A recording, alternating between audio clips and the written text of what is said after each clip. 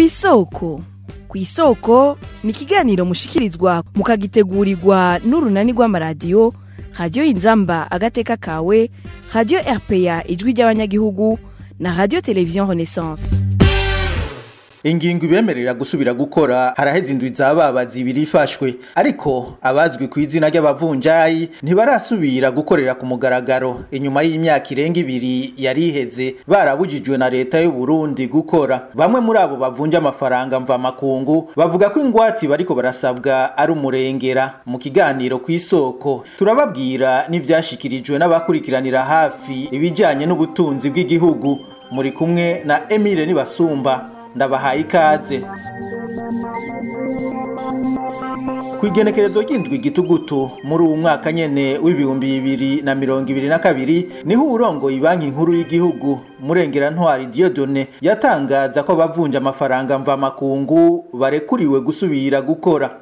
Ingingo yafashwe kwigenekerezo rya ndwi ruhuhuma umwaka wa 2022 yo guhagarika amazu yo kuvunjisha amafaranga mva makungu Bureau de change irakuweho. Abahora bakorera muri ico gisata canke umuntu wese yifuza gukorera muri ico gisata ahamagariwe kwiyandikisha mu Banki Republika y'u Burundi. Mu kwemererwa gukora habanzwa gutera igikumu rwandiko rwo kwemera gukurikiza amategeko agenga igisata c'amazu yo kuvunja amafaranga. Bamwe mu bavunjayi batubwiye ko kugira ngo wemererwe gusubira gukora utanga ingwati y'imiliyoni 110 z'amarundi hanyuma ukarondera inzu uzokoreramwo. Inyuma y'indwi zibiri waramaze kwiyandikisha, Banki Nkuru y'Igihugu ngo izocirungika baza gusuzuma aho uzokorera. Uwifuza gukorana n'abandi canke ufise abakozi nabo nyene ngo ategerezwa kubandikisha, ariko ngo ntibaba barenga 2. Urongoye Banki Nkuru y'Igihugu BRB ntitwashoboye kumuronka kugira ngo yemeze kwivya abavunjayi bavuga ko basabwa ari ivyo. Kuri mikro ya bagenzi bacu ba Radio Inzamba, Gabriel Rufyira rongo ishirahamwe gishinze kugwanya igiturire n'isesagurwa ry'amatungo y'igihugu wasaba gusa ko amategeko akurikizwa abaramwe ku bavunjayi bose. Berbe yo kwisunga ubutungane muri byose nta kindi kintu hamwe nuko umuntu wese abishoboye afise ububasha bwo kubijamwo yobijamwo bataravye nkunzi. Hagomba kuba ico twita liberté économique. Umuntu wese abishoboye kandi afise ububasha n'uburyo agakora, kuko ico dukeneye nuko ibintu biboneka bigdanazwa n'umuntu cyangwa n'umunyamahanga hagakora guhiganwa, nico bita marché ouvert. Umuntu wese abishoboye akabijamwo.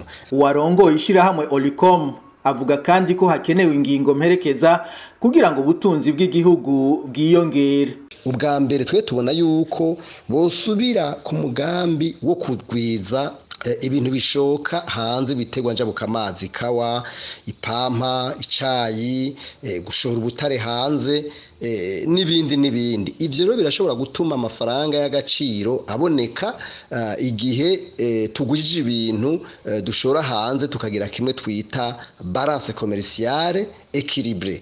Ivyo rero byoheza bigafasha. Ikigira kabiri kugira ngo amafaranga y'agaciro aboneke nuko leta yokora ibishoboka byose igasubira gufashanya n'aba bantu bafasha Uburundi, basaba bafashanya n'Uburundi, bimwe bita coopération développement.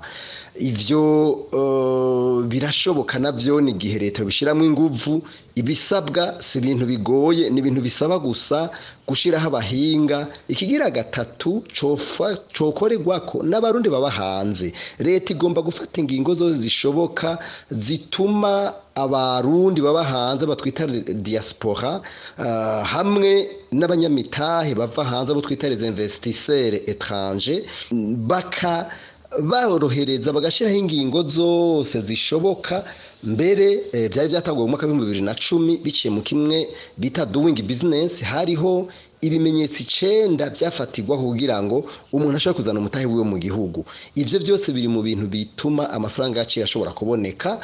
Ica gatatu tubona nuko leta yokora ibishoboka byose abamukera rugendo bakaza yarabitanguye nibaza yuko ikwiye kushishikara.